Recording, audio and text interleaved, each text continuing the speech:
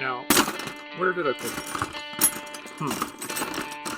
Ah, here it is. Welcome to the Toolbox, where my guests and I discuss the tools they use every day to manage life, trauma, and everything in between. It may not be applicable right now, but it's another tool for your toolbox. And I hope you enjoy. Hey everybody, welcome back to Tools for the Toolbox. I am Chance Burles, aka Big Bird.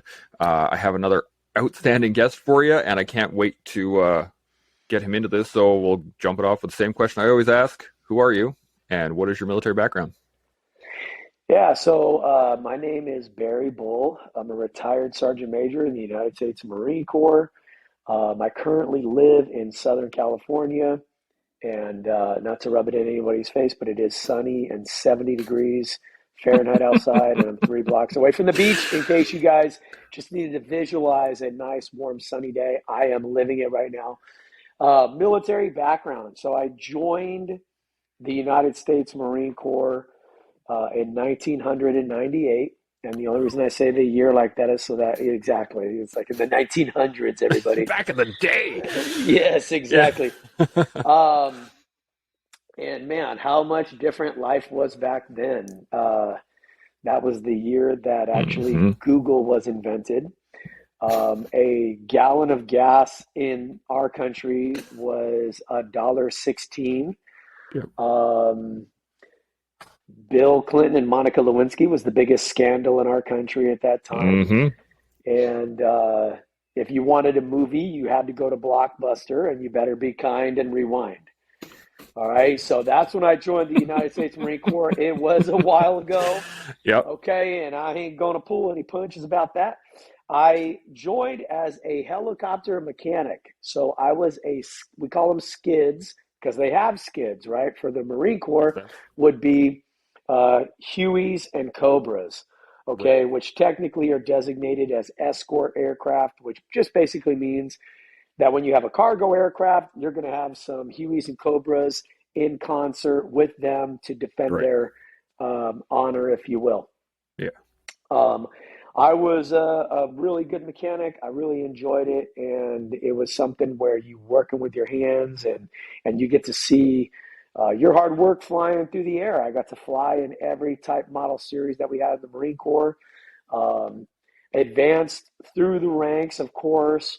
I became a drill instructor way back in 2004, which for us, as you guys probably know, is just pushing through recruits. It's a 3-year tour of duty, and it's very high strung. It's very demanding. It's very not friendly, even for the drill instructors. Drill instructor to drill instructor relations. You're not a lot of buddies down there. We demand a lot of each other. We demand a lot of the recruits. That was something that was very impactful in my career because I went there, and in that 3-year span, I got promoted 2 times to a very senior rank, which, you know, isn't typical and things of that nature. We call it meritoriously being promoted, which means, you know, you're getting pulled up and you're getting promoted ahead of your time. No board, no nothing. There's people that have seen your record and seen what you can do, and that kind of propelled me into the fast lane, really. And left the drill field, and I was selected and promoted to first sergeant about 3 years after that. That's when I went over to the infantry. Okay. When I went to the infantry, that was in 2010. I got my ticket to Afghanistan, and we were there in Marja. And you've been to Afghanistan, you know exactly what it's like. And it is just, it's not, I wouldn't buy a retirement home there. No. It's nice and hot, but that's about it. It is nice and hot, a lot of mud huts and a lot of people that don't like you. But there's a lot of people that do like you, oddly enough. That's true. I spent a little over 3 years in the infantry, and then from there went over to motor transport. I went to a truck company, and also working with our reserve component. Our reserve component is like, they're the ones that come in 1 weekend out of the month and stuff like that. So everybody calls them part-time Marines, but you know, as far as the big picture, do active duty personnel look down on them? Yeah. But what our government gets for the money, you can't beat it. Yeah. So I worked with those guys. Fast forward a few years, I picked up Sergeant Major, which is our top enlisted rank for the Hmm. United States Marine Corps. Went over to artillery, and I thought that the infantry went to the field a lot, and I was sadly mistaken.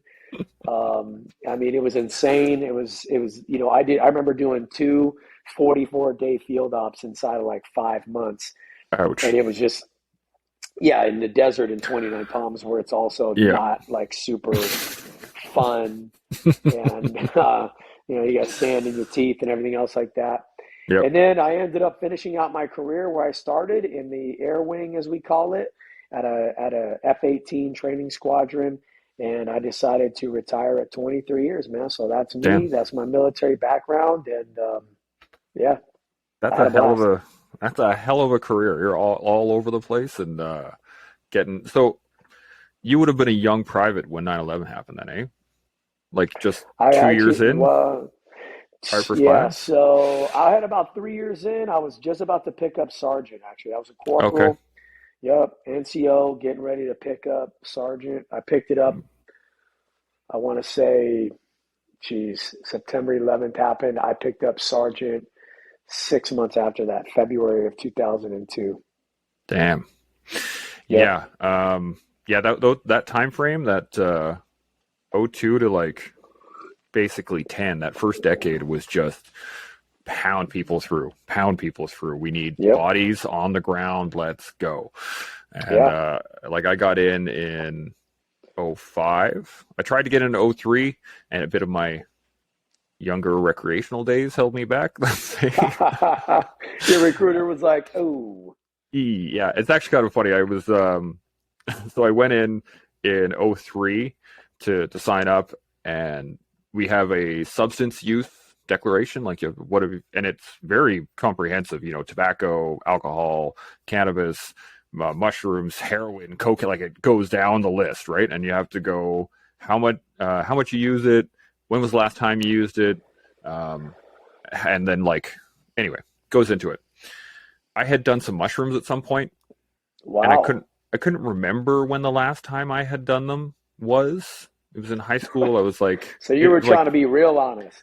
well, that's the thing is in my head, if I go in there and I lie on a declaration, and then I do a piss test or something, and I come up hot, then I'm done, right? Like I'm not getting back in. I already lied on the application. True It's not story. happening. So I was like, fuck it. I don't remember 18 months. Yeah, sure, whatever. That should be long enough. Um, and I handed it in, and the recruiter goes, "Oh, you actually need like 3 years separation between any psychedelics and signing up." And I was like, Wow. son of, they were like, "Yeah, so come back in 18 months." And I was like, "All right, fine. I'll be back in 18 months. I will show you." And 18 months later, I showed up, threw my papers down, and I was like, "See, I told you I'd be back." And the recruiter's like, "I don't know who you are," because the whole He's staff had like, been changed around. "Excuse me." Yeah, they'd Yeah. all been posted out, and you guys were in, and they're like, okay. Yeah. Exactly. And then I got in. But those years were like I was doing my training, my basic and SQ and my threes course were all throughout the summer of '06. And that's when Op Medusa was happening. The Canadians were taking Spurwingar and all of the major places in Kandahar. It was just constant fighting. We were taking casualties, and my staff Yeah. was sitting there going like, understand that this is where you're going. And Yeah. they'd be giving us reports, and we were all like, let's get it, and just motivated us that much more. But that whole time frame was a lot. So Oh, for sure. so you did 22, 23 years in? 23. Yeah. 23 years, man. I at 8 I got a little tired and had to call it a day. But what do you do Yeah. now? You've been out I'm a for a year and a half? year and a half. Yeah. I'm a personal trainer now. Yeah. I Right on. train people. Yeah. I love it, man. It's something that it really enables me to be able to continue to add value to people. That's one of the things Hmm. I love most about being a leader was making people laugh. One thing I always said in the Marine Corps, if they're laughing, they're listening, you know. Hmm. Um, Not to be unprofessional, but I mean, when you're like a menacing sort of looking guy and you get up there and it's just rah rah rah, sometimes people turn you off, Hmm. and stuff like that. But anytime I can inspire, I can motivate, I can make you think a little bit deeper, I can make you laugh. I define that as value. It's allowed me to do that, and I stay connected because, going from the top enlisted rank to slamming on the brakes and just one day hanging up your uniform is tough, Yep. and it's not easy. And as you know, I mean, even still, 8 years is a long time, man. And then one day it just stops, Yeah. So that's what I do now, and that's why I love it. Yeah. I reference it like jumping off a train. Like the military is a train, and it just Hmm. keeps going. And when it's time for you to get off, you go to step off, and it's just and off again. Yeah, That's it. Okay. Now what do I do? that's Well, right. so how was the transition when you first came out? How did that work for you? I mean, like I said, it was hard. I mean, I knew what I was gonna do, but there's just, I mean, it's funny because I get active duty members and they go, "Oh, I'm ready. Oh, I'm ready. Oh, I'm ready." And I'm like, nothing can prepare you for it. Okay, nothing. Yeah. And I love you to death, and I'm not trying to be negative. Okay, but you just got to understand, you're talking about something you ain't never done. Mm-hmm. You ain't never done it, and you know, and it's just not easy. So like I totally had a plan. I'm doing great, like financially, everything, whatever. But you and I both know there's way more to life than money. Mm-hmm. And I'm a social person. I'm a people person. That's one of the things that helped propel me and advance me so far in my career because I just have this ability to get in front of thousands of people at the drop of a hat and articulate my thoughts on the fly. Mm-hmm. And I like I said, try to be like a little bit funny in the process. So I realized that pretty early. I think that comes from being, especially recruit instructors, yeah, because a lot of people will just, like, I know I was there. I had some dude screaming at me, knife had my face, and I was just like, click, wait until yeah, he's done. When he's done, yeah. okay, roger that, and off you go, right? But you're not actually listening. You're just No, there. that's right. And yeah, you add a little bit of humor in, and if they're laughing, they're listening to you, right? If not, maybe you're just not funny. But that's could be part of Yeah, maybe it. exactly. Yeah. Um, so if you could go back a year and a half and talk to yourself, how would you make? What would you tell yourself? The one thing to make it a little bit easier, a little bit smoother. Hmm.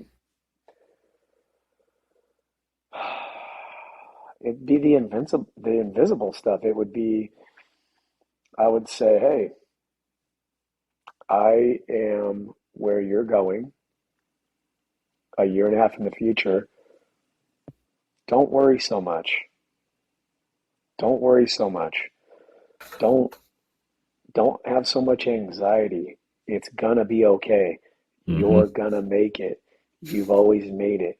Have faith and believe and work hard. You've never been scared of hard work before. You're not scared now.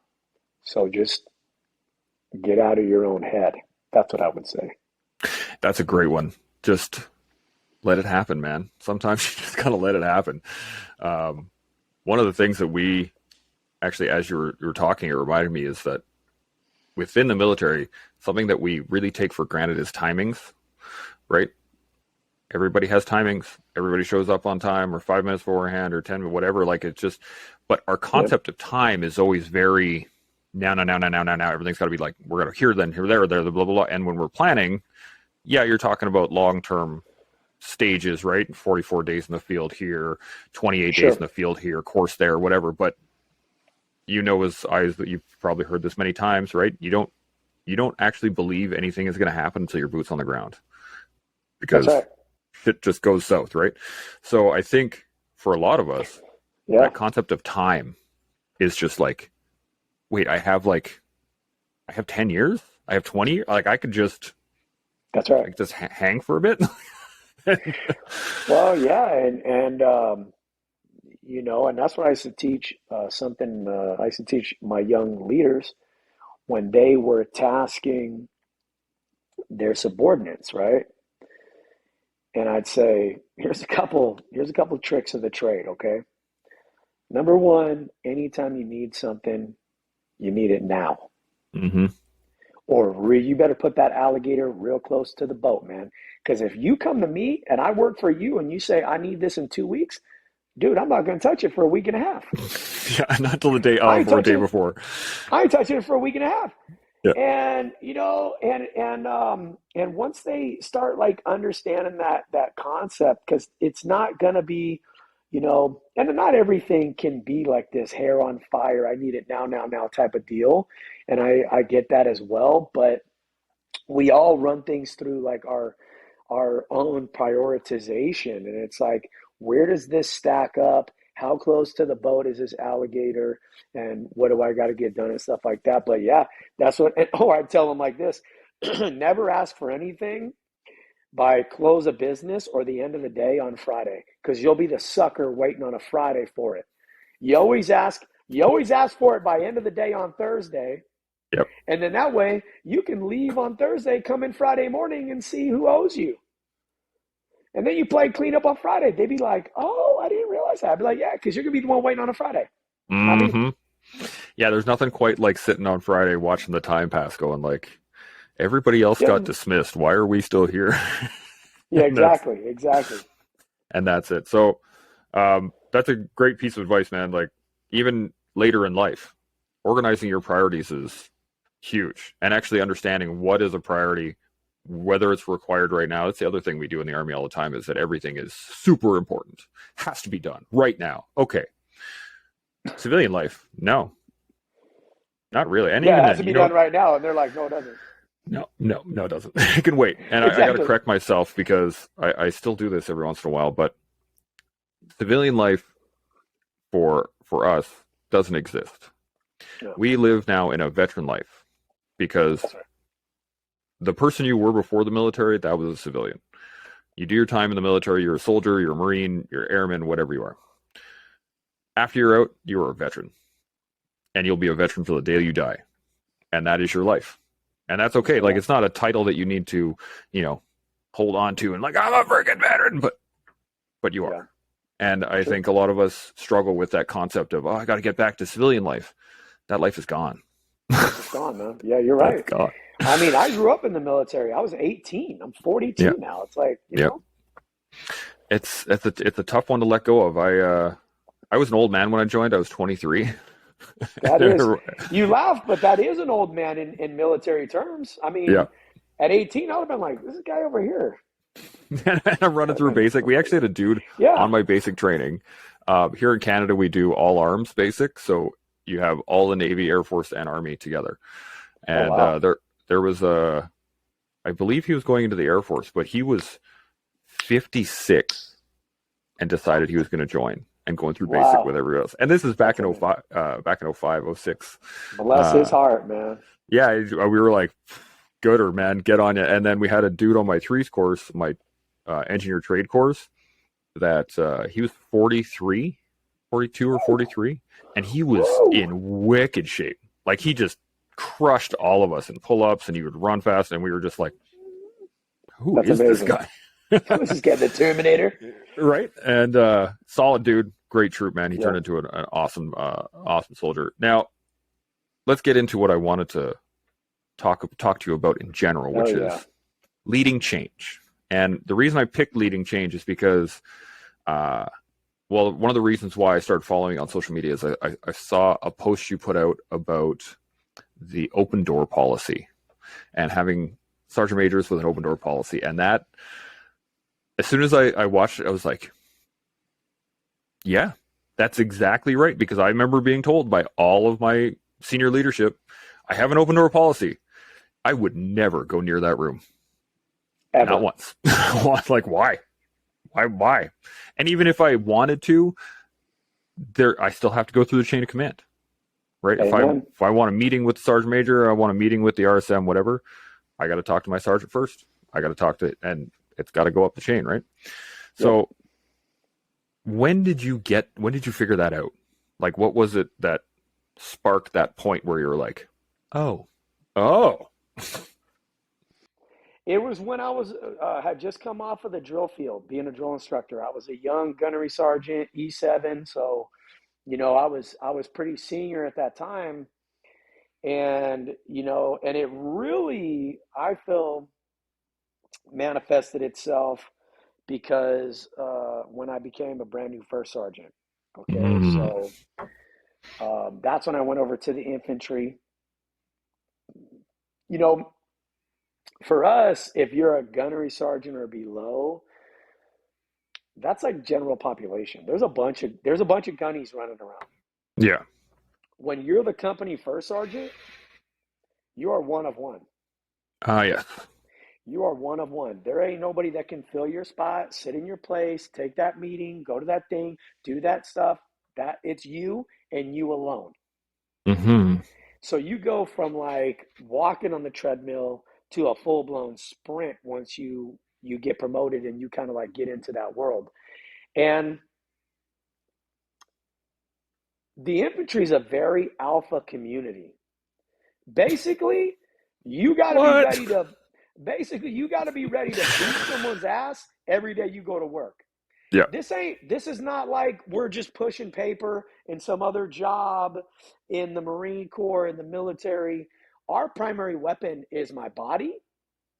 And if I can beat your ass, you better believe I'm going to be the one in charge. And that's just the way it goes. Yep. And there isn't any there was just never like a calm collected argument or dispute. It was like we got to fight because that's what Yeah. we're trained to do. We just got to fight, and that's what men do. And at the time, there was zero women. Um, and anyways, so you mentioned chain of command. Okay, Mm-hmm. if a Marine ever came to my office, and it happened maybe once or twice, if you could imagine growing up in a bad neighborhood and the cops drop somebody off in a marked car, everybody in that neighborhood is going to know you were talking to the cops. Mm-hmm. You're going to be getting your butt kicked from here back to the barracks, Yep. right?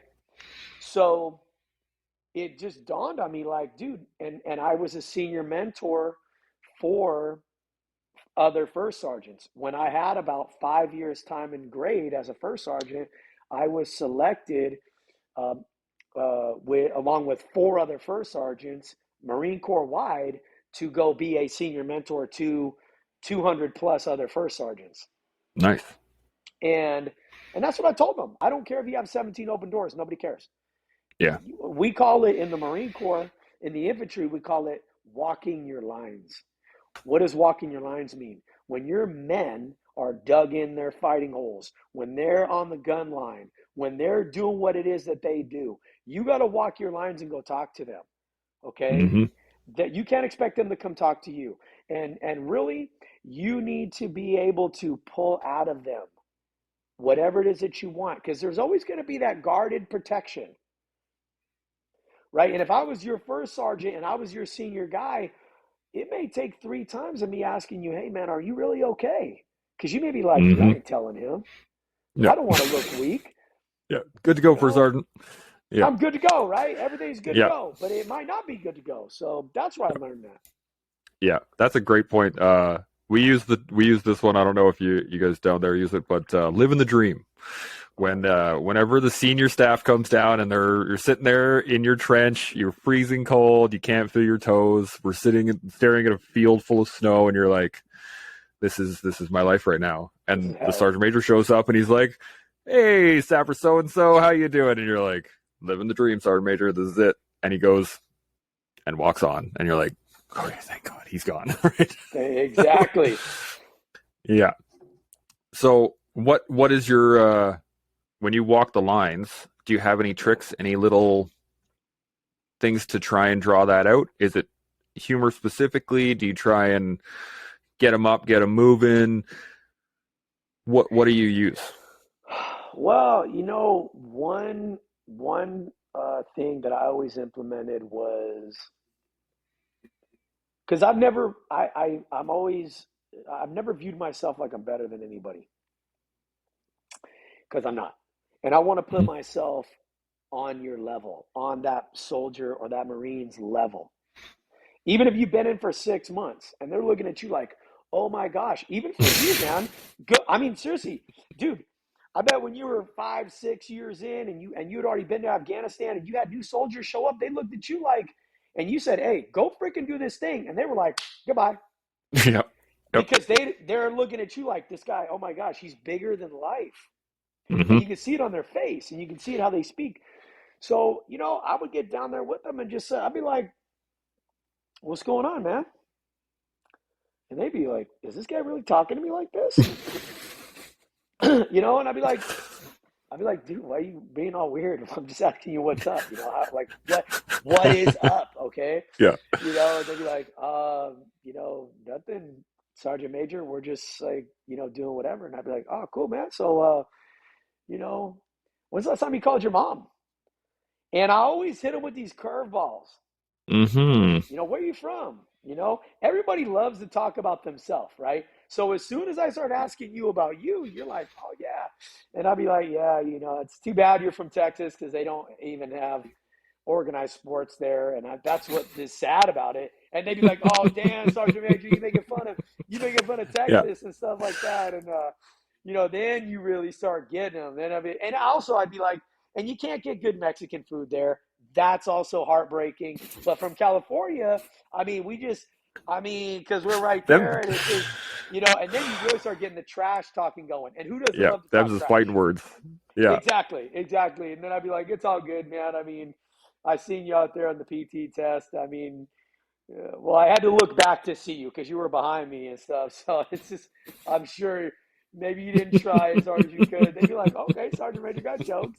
And once Yeah. once you peel that back and see how I got you laughing, I get them laughing. They're like, oh, Hmm. okay. Now I eliminate my rank. Hmm. Because what's always going through your mind? What's always going through my mind when I had a leader come around? Are you Oh, gonna be fuck. real? The ones that were nothing but just hate and discontent, Yeah. I'd be thinking to myself, dude, I'll beat your ass, bro. I will beat you Hmm. senseless, bro. And I don't know if that's true, but in my mind I was, and also I'm always willing to find out. Yeah.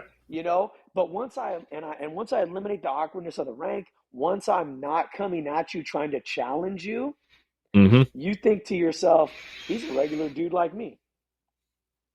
And then we just start talking. And Yeah. you start eliminating those layers of protection. When I was in Afghanistan, I was a first sergeant, I was a senior guy, and I grew up on the streets of California, man. And so I don't scare easy. And I would make people nervous out there. I would get on the 240 Golf knowing that we're taking Nice. contact right outside the patrol base because I really don't care. And I'm going to accept the same risk that you're accepting. Hmm. My sergeant major got pissed at me. He's like, hey, man, if you take one between the running lights, like right here, hey, bro, we don't have a replacement for you. Okay. So Yeah. I know you're gung ho, man. All right. But just be careful out there because you really got people getting hurt. And I'm like, okay, Yeah. I want my men to see. Yeah. I want them to see that I will get out in front of the vehicle and ground guide that vehicle. I'll walk in front of the vehicle because I don't care because I'm just like you, And Yeah. so, and your Marines see you do that and they see that you give a damn and that you're just like them, they'll do anything for you. Yeah. Yeah. The best leaders I ever had always did the work. They didn't tell other people to do the work. They just did the work. Yeah. And they were subject matter experts, like especially in the engineers. We're talking bridges and minefields and explosives and IEDs and doing demolitions and construction and road building and like everything. And when you asked them a question, they knew while you're sitting there, especially like doing mine prodding or getting out there with metal detector and you're just sitting there sweeping. Bless your heart. And it sucks. But when you have somebody that actually knows what it's like to sit there and be like, oh yeah, man, I feel like your arm must be tired right now. Little things like that, right? Like not just, hey, it's hot out here. Like, yeah, it's fucking hot. It's the desert. But when somebody says, man, how's your shoulder doing? You've been swinging that thing for like 20 minutes. And you're like, it's a little tight, right? That's what people don't understand about combat engineers, man, because what you're describing is exactly what ours do. And not everybody's EOD, explosive ordnance disposal, man. Hmm. I ain't got enough of those guys to go around, but you know who I do have? Combat engineers. And a Yeah. lot of people that weren't there don't know that. They don't know that. I can't sit there and wait for EOD. We're getting shot at. Yep. Combat And he engineer, get just, your butt out there. And yeah. that's real, man. So, hey, Yeah. man, my hat's off to you, brother, because I didn't have to do that. It was fun. The neat thing is, that like people ask me, they're like, oh, thank you for your service. What was it like? And I'm like, dude, I got paid to blow things up. Like that was my job. Hell yeah. Like that's fucking awesome. Then when I was an instructor, I was at a place called Meaford in Ontario, and we have a lot of. It's an old base. It's from it was originally an Air Force base pre World War II, Wow. and then it became an artillery base, and then it was a tank firing range, and then it was then it became a school, and then so there's ordnance everywhere. And I was the senior engineer there, and they were like, "Hey, man, you want to go blow stuff up?" And I'm like, Who doesn't want "Yes, to do that? yeah, yeah." And so I spent most That's days funny. just hitting stuff. We found cool stuff like 76 mil Sherman rounds from Hey. probably. I think we stopped using them in like the 60s, Yeah. and we found 106 mil recoilless rounds, Okay. which we haven't used since the 70s. So like just old stuff that was just sitting in the ground. People would be like, "Hey, look what we found," and I'm like, "Can I go get my Nice. charges?" Like, Yeah, exactly. yeah. So you're absolutely right. Being with the men first off, and knowing what they do, right? That's, as you said, you even as an infanteer leader, you knew what the engineers could do, and when you ask them to do it, they'll do it. Here's the thing that I always struggled with, especially right after the military, was social media. And right, it is such a challenge. But when we were going through all of our training, going through Afghanistan, all this stuff, it was OPSEC, right? You don't fucking use social media. You don't post pictures. You don't do anything, all that shit. Yeah. And then slowly, like we left Afghanistan in 2012, and we haven't really we've done a few things here and there with our special forces guys, and we haven't really sent our mainline units anywhere, where social media has now taken over. And now we have an issue of social media and the uniform and the commingling of all that can lead to. Sure. So how did you manage social? Because I've seen a lot of your videos with you in uniform. So you're obviously doing them while you're in. How did you manage that and manage it with your troops? It's hard, man. Oh my gosh. Okay, so number one, I started my social media in the summer of 2019. I'd already been a sergeant major for about 2 years, okay? Mm-hmm. Which for us is a pretty good amount of experience in that rank, because a lot of guys are so old, you don't really get to be in it for that long before you retire, Yeah. So I was a part of a commandant. Our commandant is our 4-star general who runs our particular branch of service. So the commandant of the Marine Corps had assembled what we call an operational planning team, an OPT. Basically, all it is you designate a group of Marines, right? Maybe, let's say, if they're small groups, let's say there was like 10, Mm-hmm. 10 people total, and you have a problem, and then you have a desired outcome, and we're trying to like slice this whole thing up and deliver options to the commandant, basically. Mm-hmm. And the OPT was reducing first term. So service members that are on their first contract for us is 4 years. First term EAS, end of active service.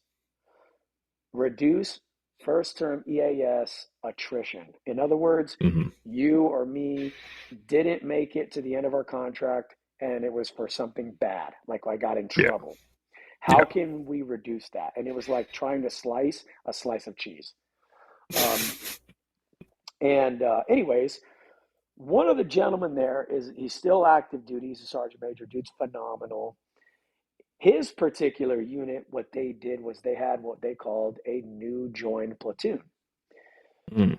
So let's say you're at your engineer unit, okay? And then over at like regiment or battalion, however you guys are broken down, they have a new joined platoon. Okay, what's that mean?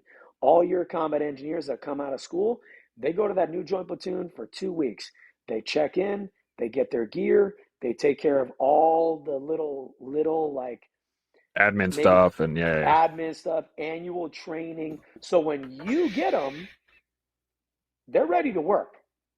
Nice. They're ready to work. They don't need nothing. They got everything. Everything's done. I am here to report to you. Use me at your will, right? Mm-hmm. And what they found out was that when those service members, I think they were in that new joint platoon for somewhere 2 weeks to 2 to 4 weeks. When they went to their first unit, they all reached back to that new joined platoon leadership. There was a staff sergeant, like an E6, a Marine who's probably been in about 10 years, Mm-hmm. and a young officer. And they would reach back to them. And they did it for one reason, because those leaders were not in their chain of command. And the other reason was because they had established a relationship with them. Okay? When I combine that mentality with social media, okay, over 70% of the United States Marine Corps are 25 years of age or younger. Mm-hmm. Over 99% of that population is on social media. So you want to talk about walking your lines, you might want to walk your lines, because as you see, and I hated social media, and I still do, okay? But it's just like the news, brother. Yep. Somebody's putting a message out. What message is being put out? And I took it upon myself to put my voice out, to put my message out. And I was the first active duty sergeant major to do it. And I got a lot of haters because I was more well known than our sergeant major of the Marine Corps, Yeah. Troy Black, who's been Yeah. in the Marine Corps like 34 years. You know what I mean? Here I am. I've been in the Marine Corps for freaking, 20. And people are like, who the hell does this guy think he is, Yeah. And so you get a lot of haters because there's going to be Marines who go, he shouldn't be doing that. There's Marines that go, he cares more about social media than he does his own Marines. And then there was Marines in my units who would go, the new Marines, they'd go, Sergeant Major, I watch your story every morning. It gives them a direct line. Yep. That's outstanding. That it actually leads directly into what my next point is. Kind of hilarious. I watched this show on Netflix called Chasing Infinity or Finding Infinity or something like that. Neat show. It's all about the mathematics of infinity. It's cool. But I was writing in my journal the other day about it, and I came up with the term aggressive humility. In that you have to aggressively chase humility, and as you don't want to get to a point where you're humble so that you're passive. So you have to maintain some aggressiveness, and it's just kind of like this back and forth, constantly to try and find that line. And I think that the best leaders that I ever met were people that would walk that line, and they would be humble, as we said earlier. They would walk their lines, right? Walking the line. Hey, man, that all works out perfectly. They would walk their lines, but they would do it in a way that wasn't, I'm in charge, right? And it's not the walking around with the hand on their hips looking for shit to stir the pot. They want to check in on their boys, and they want to see how you're doing. And it's that the use of social media is super challenging, first off. But it'll check your ego real fast. It'll check your ego real fast. And having the ability to be, to chase humility, to look at, I had a guy message me one day, middle of the night. He's like, what are you doing taking pictures in your uniform? And I was like, I'm proud of the time I served. And he started off as this like little diatribe of hate, right? Of just like, well, you shouldn't be doing that, and there's bad people out there, and they could be taking your information. And I'm like, oh, and I just sat with it, and I was like, okay, I get where you're coming from. I feel you. Like I did the same thing when I first got out. And I just let the conversation flow to a point where he was like, why are you still talking to me? He's like, I was an asshole to you. And I was like, I know. I've been there. I've been that guy. And he goes, well, like, why? And we sat, and eventually we sat, and he's a buddy of mine now. He chats with me regularly. But it's that level of humility to actually accept and be like, oh yeah, I've been there. I've been there. Do you have anything that drove that? Was that a lesson that you learned, or was it just something that felt right? I think it's a little bit of both. I mean, it hurts when you have seniors that you feel don't value you. Not like, Mm-hmm. I don't want to make it sound like we're all over here, gumdrops and lollipops and patty cake, but at the same Mm-hmm. time, like, I don't need a pat on the back for anything, but at the same time, it feels good when you feel valued. And so there's that aspect of it. And the other thing is how many times I got feedback from people, from service members, juniors, even senior, of how refreshing it was to feel validated. Not like in a Dr. Phil way, right? Because like in the middle, okay, so here's an example. He's a Chief 1 Officer 3. He was one of my enlisted Marines when I was in my artillery battalion. And he's one of, not the only one, but he's one guy at my retirement ceremony. He came up to me, he said, "You are the best Marine I've ever met in my life." Now, for Marines, we don't ever give up the top spot. You could have just taken me to the best burger spot on the planet, and I know it's the best burger, and you're going to ask me, and I know I've never had a better burger, and you're going to go, "How was that burger?" I'm going to be like, top 5. Yeah, pretty good. Top 5. Yeah, So yeah. for somebody to give up that top spot, it's like really impactful. And it brought tears to my eyes, because it's just, your whole career is flashing in front of you when you retire or get out or what have you. And he reminded me of the first meeting that we ever had. And he's like, "I wasn't even there to see you, and you pulled me in your office, and it was just like the most disarming conversation. You didn't make me feel like I had to kiss your ring."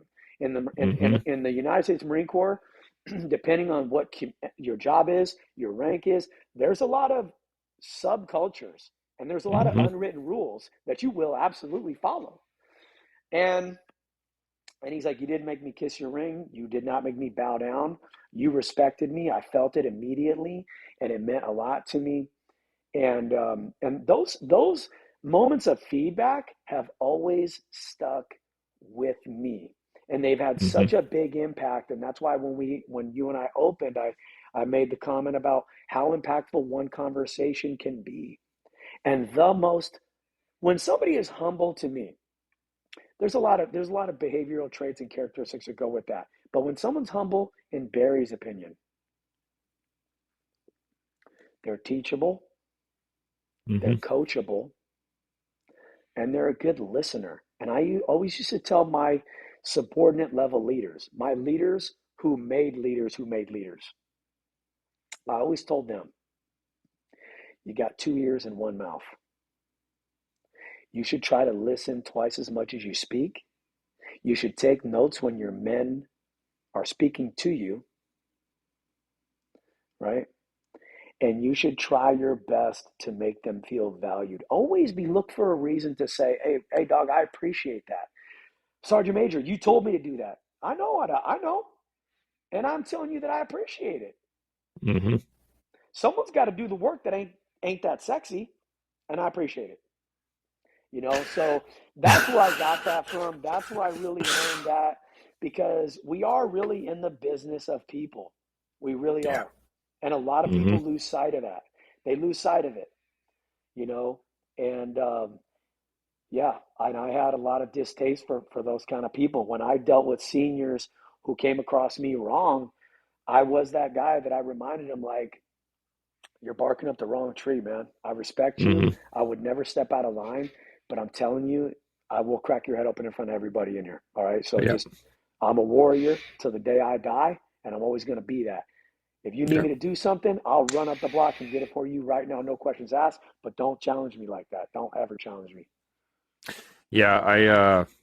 Unfortunately, my mouth got me in a little bit of trouble in that regards, because That means you're a damn good soldier. this is so I got told very early I was in basic training, and I had an Air Force sergeant who was teaching, and we were going through an ethics course, like a portion on, and he was doing a really good job because it was quite informative. But he said it is your responsibility as a soldier to question every order you're given. Wow. And I was like, this is the Army, right? Like, I did sign up for the right place. But he explained it a little bit longer. He's like, it's not about in that moment, but you should be asking yourself, why are we doing this? Why is he telling me to do this? What is the purpose behind all of this? And it kind of, this is where I didn't learn quickly enough. I had to make the same mistake a couple of times. And we do something called an OC's hour here, where the major sits with corporals and below. Yep. No senior staff at all, and just person to person. And so we were setting this up, and we were in the field, and we're all in this tent, and the major sitting in front of us. He's like, okay, boys, just so you know, we're going to do the OC's hour. It's at 1700 tonight. All good. Make sure everybody's seated and ready to go. Sergeant Major, any points? And the Sergeant Major. So for us, the Sergeant Major it would be like a first sergeant for us, the Sergeant Major. And he goes, yeah, just so you all know, I'll be sitting in on the OC's hour. And I was like, sir, that's not okay. Yeah. I got a question. I was like, I don't think that's a great idea, Sergeant Major. It kind of goes against what we're doing here. And he goes, well, I'm the Sergeant Major, and I do what I want. And I was like, cool. And there was a check in my head, was like, I have no respect for you anymore. There you go. And I'm sure a bunch of the juniors at one point, like the privates, I was a senior corporal at that point in time, but I even went so far, this was the bad part, was I actually followed him out of the tent after the meeting. I went and talked to him in person, and I was like, sir, like, this is really not a good idea. You really shouldn't do this. And it kind of paid off in the end. It was a little bit of humorous story on this, but he, again, just told me to kind of screw off. I thought I was being very circumspect. I thought I was being, like, quiet and around the corner. Like, no. Apparently, some of the younger guys came up to me afterwards and like, dude, why were you yelling at the Sergeant Major? Like, whoa, yeah. I don't recall yelling at him, but all right. Anyway, at the OC's hour, we all sat down. Sergeant Major stood up. He's like, okay, everybody, Master Corporal and above, you guys can leave. We're going to go out. And then he scanned the room, and he's like, and I'm leaving too. Is that okay, Corporal Burles? I was like, good to go, Sergeant Major. Funny. But unfortunately, that bit me in the ass. I didn't get to go on. I got taken off of tour mysteriously for the next one. I wonder how that happened. Leader, but I feel like anytime you have to default to I'm in charge, and I do kind of what I want kind of thing, you are going to lose respect from your people, because what's right is right.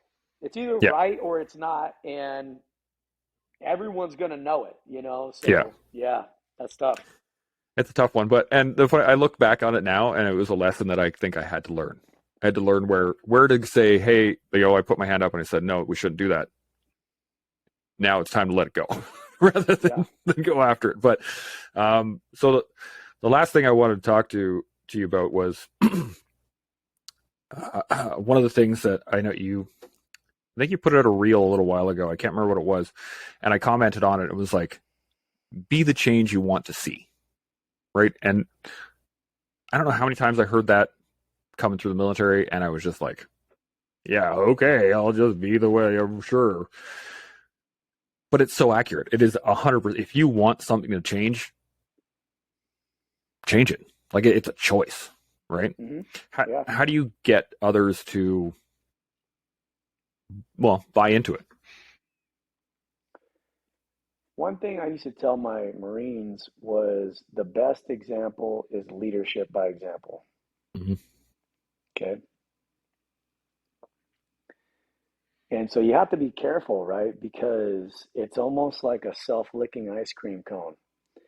When you get people who are going, you know what, Corporal Burles, you should be this, you should do that, you should be better at this. Where have they taken their focus off of? Themselves. And that's why when you get these haters and you get these trolls and you get these people that are judging you, they have removed the focus off of themselves. And what they're essentially saying is, you know what, Burles? If you were more like me, you would be so awesome, Mm-hmm. right? Because I've got this thing figured out. And I was watching you on your Instagram, and I feel I should be the one to break you the tough news that no one's ever told you. I need to be the Mm-hmm. one. And it's like, well, time out there, because do you, right? So Mm-hmm. it's like, it goes back to humility. Are you really humble? Do you really believe that you're not better than this person over here? You know? Okay, maybe they have some shortcomings. Maybe they're not as physically fit as what they could be. That doesn't make you better than them. Mm-hmm. And by the way, let's say they're overweight. Okay? That 9 times out of 10 is an indicator of something else. It might be an indicator that they really love burritos. And it also might be an indicator of something else. And that's Yep. why I tell my leaders, would I get you to believe that all of your soldiers have no problems? Or even better, some of your soldiers have zero problems? Or would you believe that all of your soldiers have some problems? They've all got some. If Mm-hmm. you don't know what they are, they're not telling you. Your job is to figure out what the hell it is. Are you all in to go find out? That's what makes a great leader a great leader. Mm-hmm. And so these people, and I'll tell them, hey, brother, hey, sister, the best piece of advice I can get, because I don't know who you are. You obviously know who I am. You've been watching me, you've been judging me, you've been evaluating me, you've thought about it, you have, you're commenting. Who knows how many times you deleted it and retyped it. Best piece of advice I can give you: stop letting me take space in your brain rent free. If you don't like me, be emotionally mature, be an adult, and keep moving to the left. Mm-hmm. So it's all about being humble and me realizing I'm not perfect. I'm never going to be perfect. And that's where people get it confused. I put a message out on leadership and they go, you think you're the guru on leadership. Well, what do you want me to say? Every message I put out, do you want me to say what a piece of crap I am? Don't you realize that the stuff that I'm putting out is literally lessons that I've learned the hard way because I am a knucklehead? Mm-hmm. It's stuff that I've messed up. You know how many times I have failed? Do you want me to really, does that have to be my disclaimer to you to appease you every message I put out? I don't think so. I don't. And I'm not going to do it. And I don't know if that answers your question. I mean, there's a It really does. lot of variables tied in there, man. And it's, Yeah. This is the whole point of the show, right? It's tools. These are the tools that I've used, and that's the thing that my wife really pushed on me when I was doing getting the podcast started and doing social media, and it goes against the grain, and you're like, I don't like taking pictures of myself, and I don't want to sit there and talk to a camera and all these things, but you're putting tools out to the world, saying, hey, this worked for me. Take it for what you want, right? But this worked for me. And outside of that, then it's a choice. Everybody else gets a choice. If they want to listen to it, cool, listen to it. There's people on my Instagram feed that I don't like, and I do it on purpose because I don't like what they have to say. Yeah. So, okay, like I'll sit there and be like, yep, fuck it, right? And it's a mental practice of just saying, oh, you know what? Okay, they're entitled to their opinion. Well, and my thing is this: if I really believe that I should be the change that I want to see, Mm-hmm. I should be focused on me and what I can do better, not on you and what you can do better. Mm-hmm. Okay? Everybody's got an opinion. That don't mean you got to share them all. Yeah. Or listen. And I've seen too many leaders like that. They share every opinion, and I'm speaking the truth. Okay, well, that doesn't mean you got to be a jerk about it all the time, okay? Yeah. I know there's a time for shut up and color, but it's not all the time. So just, for whatever it's worth. But yeah, no, I mean, it's such a great point too, is that there's, everybody can have an opinion. Absolutely. Have your opinion. If you're going to shout it from the rooftops, expect other people to tell you off, because that's right. Your opinion is not the same. If you're not going to shout it from the rooftops, then people aren't probably going to freaking try and talk you down. But it is action, reaction, right? If you want something, go for it. But expect there to be difficulties along the way, because nothing is given, as you know, as we all know, like nothing is given. You have to work your ass off for it. And especially if you want a change that is going to change something large, then you're going to have to fight for it. You're going to have to want it. You're going to have to be willing to sacrifice parts of yourself to get there. Right. Whether that is, not eating burritos anymore, or only eating a burrito every week, right? Depending on how much you love burritos. But, I actually haven't had a good burrito in a while. Oh my God. We don't have many good burritos up north. They're everywhere here. You should come up and have some poutine, man. Then you'll understand. Have you ever had a poutine up north? I've never had it. I've never have. Do you know what it is? I don't even know what it is. Oh, dude. Okay, so it's fries. It's from Quebec, so the French came up with it. But it's fries with mozzarella cheese curds and then gravy poured all over it. It's so good, and there's nothing quite like it. So we've been rolling for a little bit over an hour here, brother. And I can't thank you enough for being on here. It has been my absolute pleasure for the conversation. Anything, final points, last minute little things that burning on you want to get out to the world? Yeah, you're never alone, man. You're never alone. You're not alone. And I know it can be lonely. I know what that's like. And as a service member, as a veteran, as an active duty person, wherever you may be at in your walk on your path, find someone that you relate to and talk to them. Don't isolate yourself, and never turn to alcohol. I believe if you do those two things, you can get through anything in your life. Expectation management, you're never going to quote unquote get over it.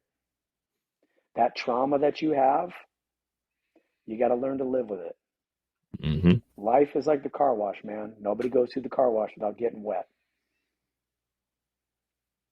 Thank you for having me, brother. It's been my pleasure. Hey, so if anybody doesn't know you or know who you are or doesn't follow you on the social media, how would they do that? Yeah, so my Instagram is @bull5277. My TikTok is @bull52772. Whatever you subscribe to both. I'm on there. I am active every single day. I share my heart. I share my life. And I come off the cuff. I tell it like I see it. I call it how it is, man. That's what I do. That's outstanding. Well, again, I can't thank you enough. This has been an awesome little chat. And I think there's lots of great points for everyone to glean from this. And I haven't done this for any of the other Marines I've talked to, but I just feel the need. I have to do it. So, Semper Fi. Semper Fi. Yeah. I love it, man. I love it. Chimo. That concludes another episode of The Toolbox. I really appreciate y'all listening. It has been my absolute pleasure bringing you this guest. If you enjoyed what you heard, please like, share, subscribe, do all that other wicked stuff. It helps me keep the lights on. To all those out there putting it on the line every day, I just want to let you know that I appreciate you. Military, veterans, first responders, civil servants, you name it. Keep this place running, and I really do appreciate it. So thank you. Don't forget, stay open, stay humble, stay focused, with grace, not slack. Chimo.